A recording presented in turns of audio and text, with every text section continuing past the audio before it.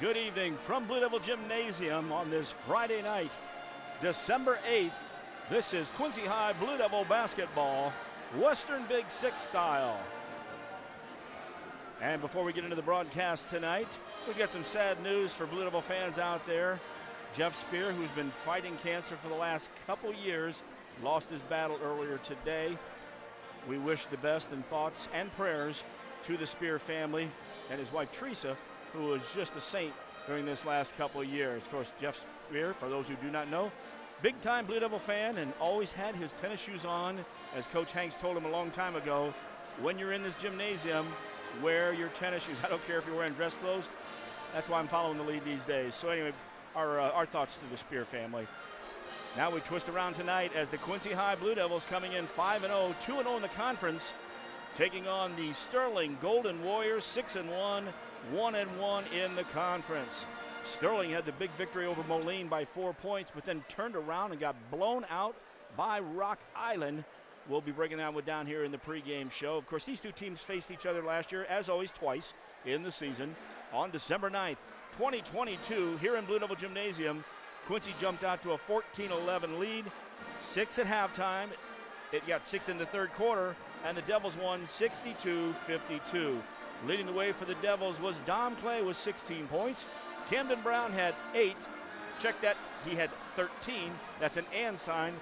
And also Keyshawn Thomas had 13 as well. On the other side for the Golden Warriors, it was Andrew Claver with 21, and 3 guys had 8 points.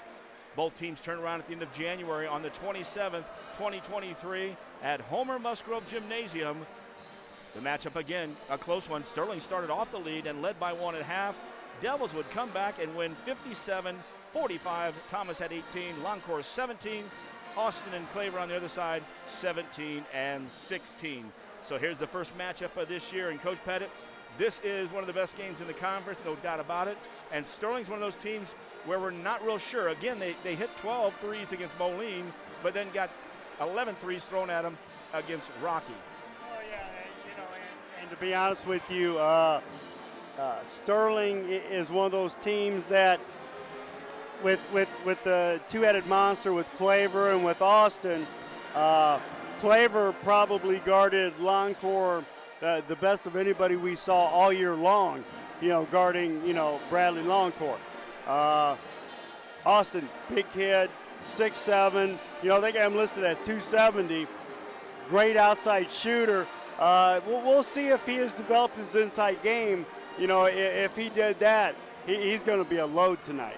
Sterling, one of those teams that, again, after that loss to Rock Island, we're wondering where they fall in. We knew that Moline was at the top of the conference.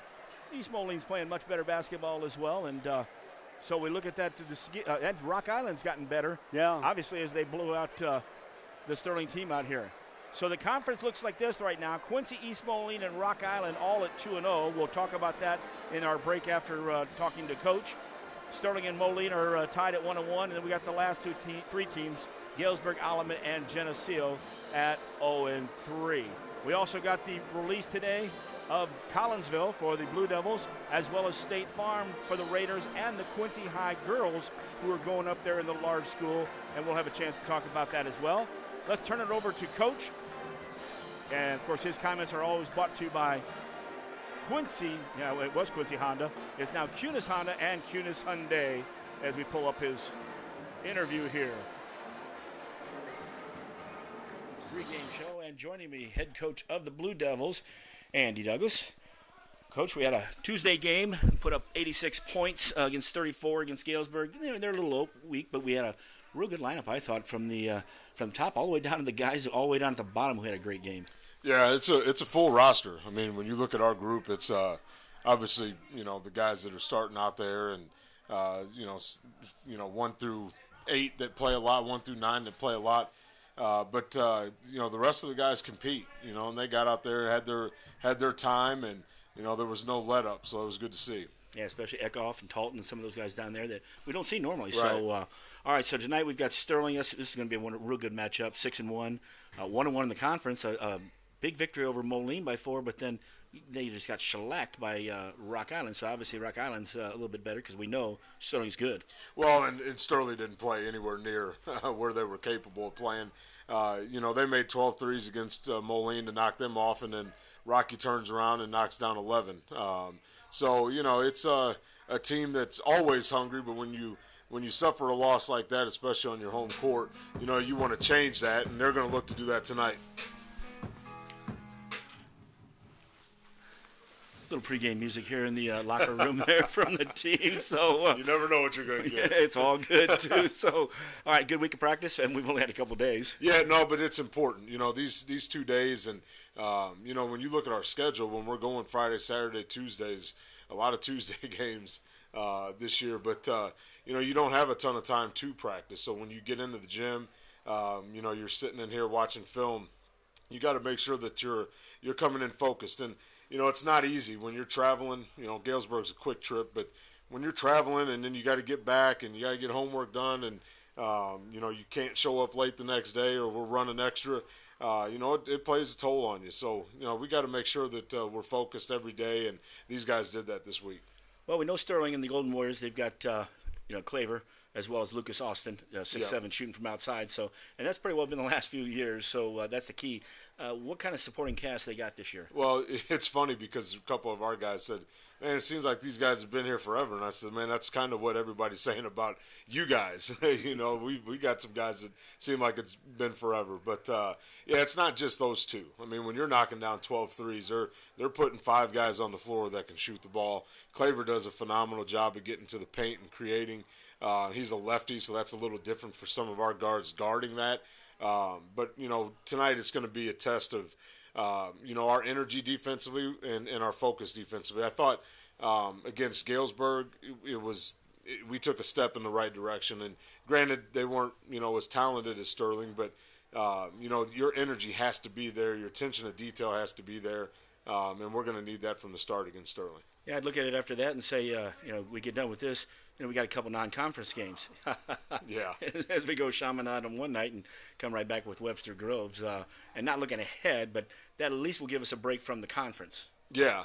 No, we set the schedule up this way for a reason. This is the team that can compete, and it doesn't matter who we play. We think we can win. That's always been in the back of our mind, and we're going to get a good test tomorrow. Obviously, traveling to that other school, Mizzou, but traveling there to play and playing against great competition. So, we got to take care of business tonight. We have a little bit of time tomorrow to put together a little bit of a game plan and focus in and get ready to go for that one. Sounds like a winner. Good luck tonight. We'll catch you after the game. All right, thank you. That's Andy Douglas, and of course his comments are brought to you by Kunis Honda and Kunis Hyundai. Faith, family, and giving back. We'll be right back for the Blue Devils and the Golden Warriors. It's right here on mechasportsco.com.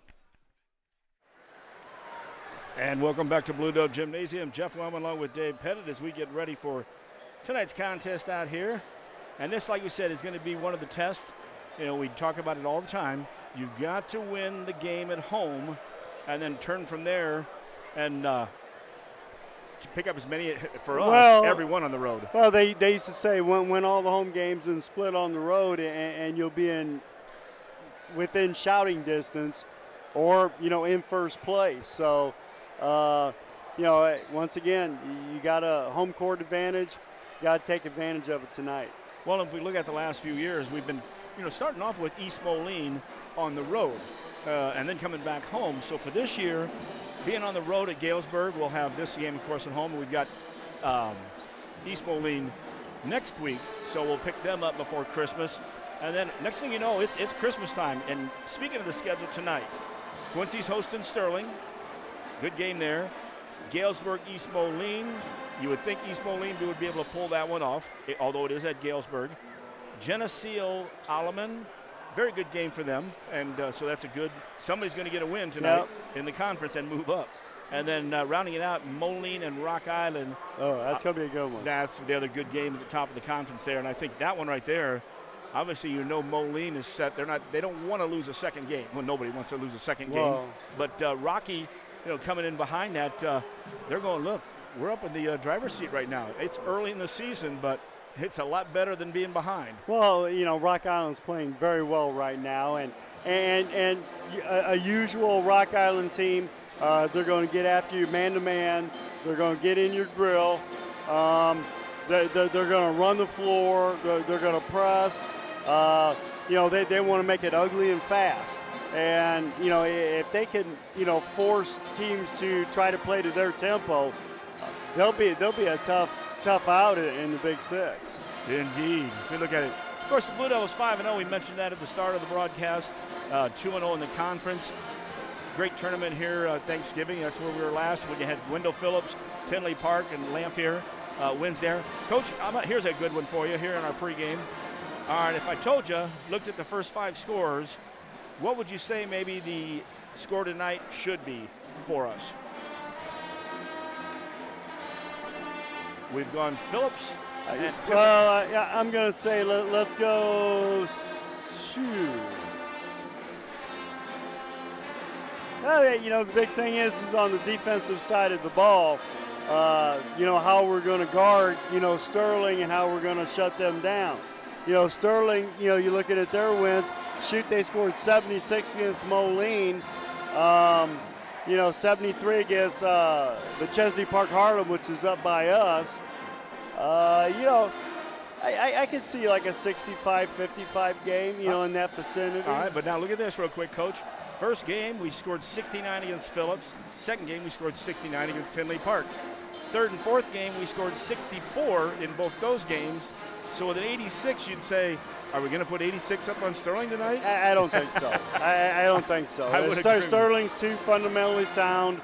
You know, they played good defense last year against us, and, you know, they were both, you know, 10, 12-point games. So, you know, I expect pretty much the same here tonight and make it a scratch. But we'll see. Yeah, you know, the Blue Devils, they're getting Longcourt back into the groove.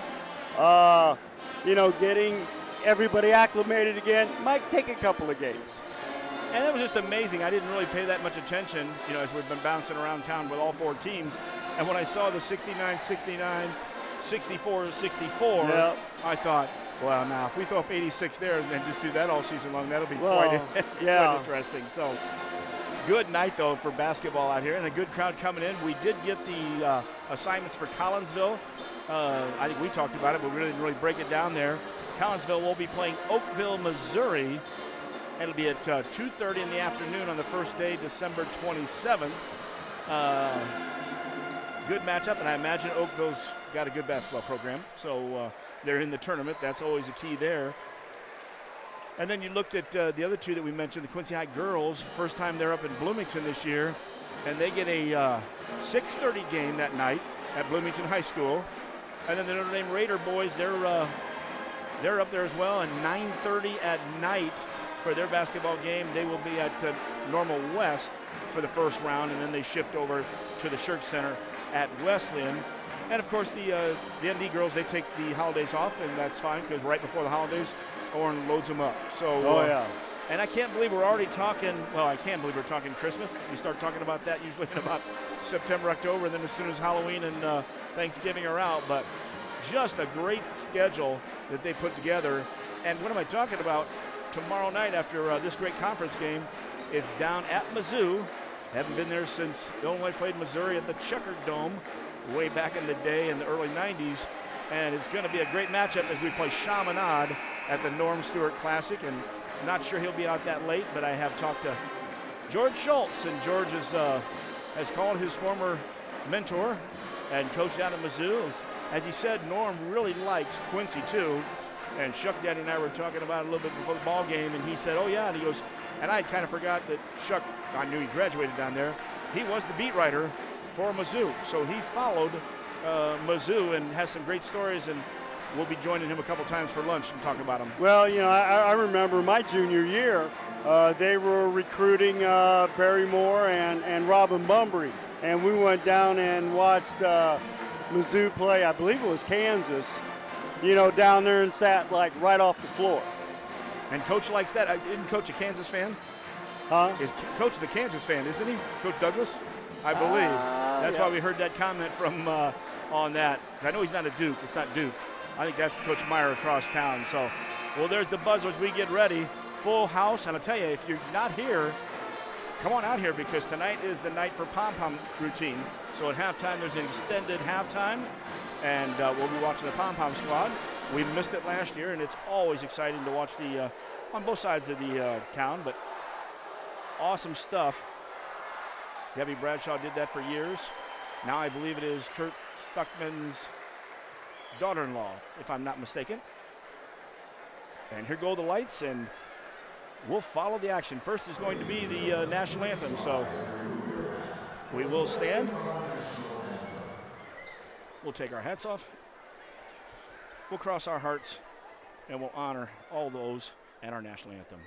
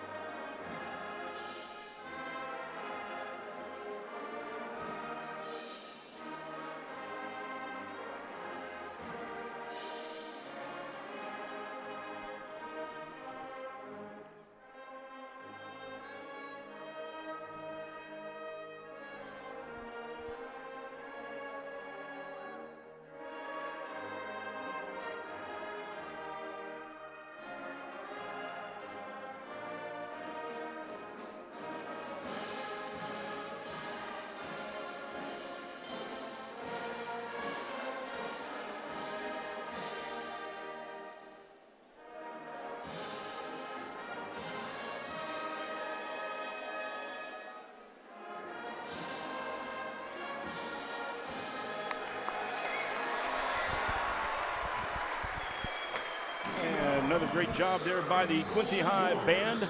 And Coach, it really filled in nicely here because just 45 minutes ago, it was really spacey up top. And you're like, well, we still have 45 minutes. So they've done a great job of filling in. Upper decks both look good. Lower decks are as well. And you knew it would happen with the pom-pom squad because that's something even basketball fans, they put on the calendar and they're like, okay, I like the Blue Devils, but we like the pom-pom squad just slightly better. So believe it or not. Well, first of all, I'll wait for Nate Hessler, the Devil. Oh, actually, that's right, we forgot. We've got their lineup first. And that's Andrew Claver. He's 6'3", he's a senior. Strong, physical, 6'3". Got my last ones there. There we go. And all right, here we go for the rest of the lineup for the Sterling Golden Warriors. Number 11, Nico Battaglia, 5'11" junior. Carter Chance wears number 12. Battaglia wears number 11. Chance, 6'2" senior. Number 23, Caden Phillips, 5'10" junior. And rounding out the big guy in the middle, 6'7", 270 senior, number 24, Lucas Austin. And they are coached by Ryan Vasquez. So nice lineup there, 2 juniors, 3 seniors. So they've been around for a couple years, and we've heard those names. Yep. Here's the Blue Devils.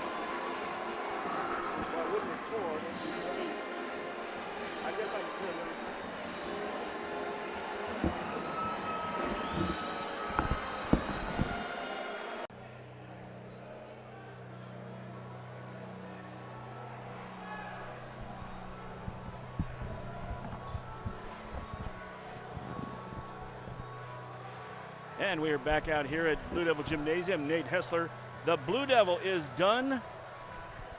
And now it's for the starting lineup for the Blue Devils in their home white trimmed in blue.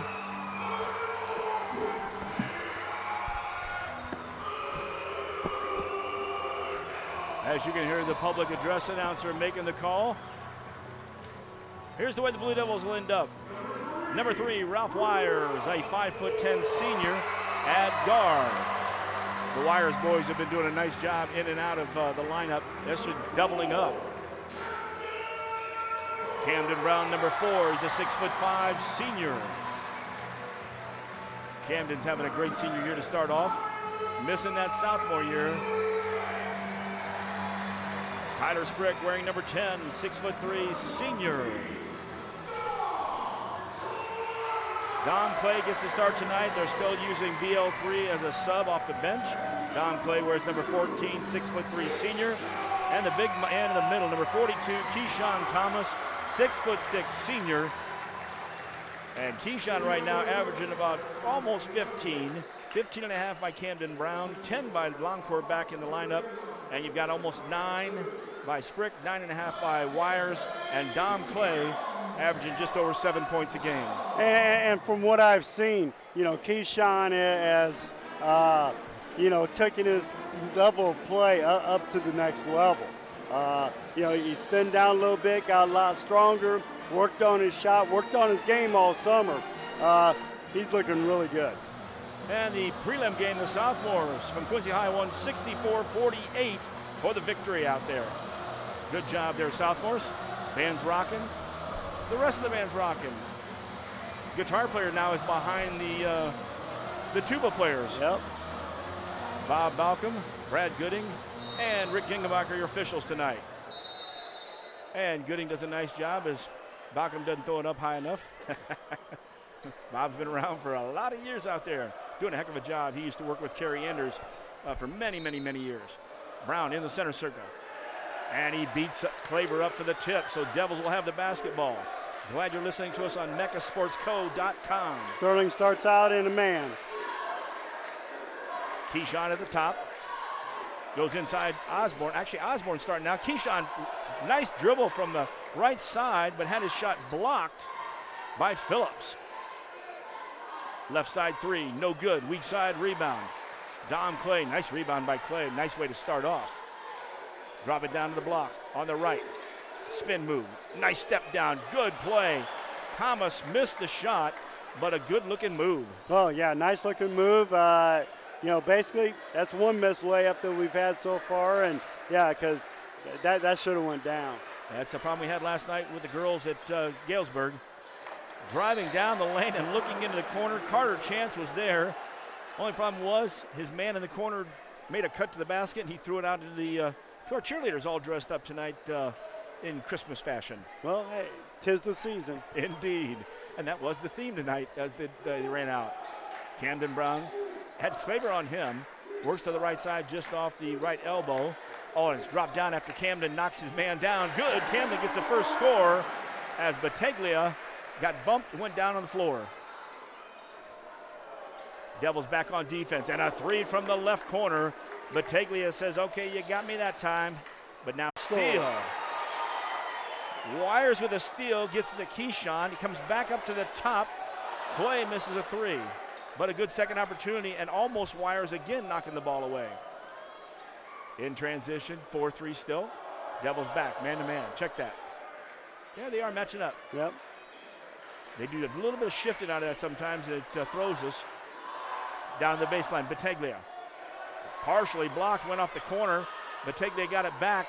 Good job by Thomas and not going up in the air. And the weak side rebound, Dom Clay for the Blue Devils. Left corner. That's Wires with the basketball. He's got Caden Phillips on him. The ball comes back to the top of the key. Tyler Sprick. Sprick starts to drive. Sprick starts to spin. Sprick goes to the floor. And we did not get a jump ball. Sterling somehow pulled that ball out before we got the held possession. Inside 5 minutes. And it is a Christmas theme, as it should be, by the students right behind the bench.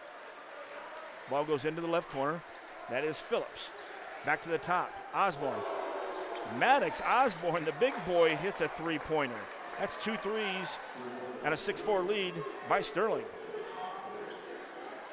Wires to the left side, back to the top of the key. Now at the high post is Keyshawn Thomas. Does not have the basketball, though. It works right side to Tyler Sprick. They'll get it to Thomas. Thomas will work him out. Backdoor cut. Oh, and a hold. Got tackled. Oh. Neither they didn't guy call got anything. it. It was wide open. Wires is running down the court on a cut. And it was, a beautiful shot. One of those guys should have got it, but Devils. Heck of a nice tackle. No, it was indeed. Mark that down in the football records at Sterling. Sterling bringing it up. You've got Phillips as well as wham. Oh, my. You know, Clay's not that big and strong, but that time when Phillips ran into him, he went down. I think the one official just told him, he said, hey, look, we didn't see it. Sorry about that, which that's a lot better than saying, hey, you didn't get fouled. Wires commits the foul. That's the first foul of the ball game. No, Camden Brown actually number 4, and the first, obviously, against the Blue Devils. And Bradley Longcourt checks in for Dom Clay. Thank you, Coach. Driving to the heart of the hole. Wow, good play. Nice defense from behind. Devils get the rebound, though. Brown all the way down. Brown goes strong, up a little finger roll, and he's going to get an and one. Well, great take, and we always talk about this, you know, fundamentals of basketball. You're driving the basketball on a fast break. You make them stop you. Nobody stopped Camden Brown on that drive. Caden Phillips tried to. His first foul now against Sterling. 1 apiece. As we mentioned, the new rules. We'll talk a little about early in the season. 5 a quarter, and it's a double bonus at that point. 7-6 with the three-point play. Gives the Devils the lead inside. 4 minutes left, first quarter action. Sub in the top there. Now it's still Bettiglia in the game. He's out there with Claver at the point. Claver backs it out. Osborne, the big boy, he's working the high post. Left side chance for the ball. Back to the top of the key, that's Phillips. Phillips starts to drive against Cameron, and it's tipped away. Brown got it. Brown had it stolen, and BL3 sliding from behind has the ball now on the right wing. Into the left wing, Worth all the way around the world. To the charity stripe, good passes. Everybody touched it. Wires, Cameron will get the assist. Thomas gets the basket. Everybody touched it, and they went all the way around the circle. Then got it to Keyshawn at the free throw line, and, you know, just like shooting ducks there. That's the around the world, the true around the world. Yep. There's a steal. Longcourt gets it in the backcourt. Inside 3 minutes, Longcourt crossover, backs it out. Phillips gets a little pop in the chin there. Stick your nose in there, that's what happens. Ron Claver's the one that stopped him at the free throw line. Inside, oh, Cameron Wires will shoot 2 as Thomas was in the left corner, sent it in. He had a good look up there, and he will shoot 2 free throws. You know, we talked about Cameron the other night and how didn't score